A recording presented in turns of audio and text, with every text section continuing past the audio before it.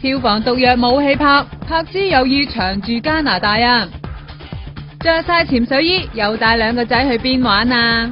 加拿大嘅素里啊！聽聞佢開心到想去加拿大長住添，貪嗰度華人少，唔使俾傳媒追訪，2個寶貝仔可以過平常人生活啊嘛！加上佢同母異父嘅家姐又喺加拿大生活，大家可以互相照顧啊！佢想啫，不過霆鋒、拉姑同4哥都未必制喎。仲有啊，雖然歸為票房毒藥，而家冇戲拍啫，但係可以靠廣告搵錢噶嘛。嘿，有報道話佢代言嘅內地奶粉驗出有反式脂肪啊！中國乳協話反式脂肪係自然食物成分喎，唔知柏芝敢唔敢俾2個仔飲呢？9成韓國明星名媛都做過韓式 4D 回力賣先，依家當鋪拖8800蚊有得做啦，想瘦面使乜飛去韓國啊？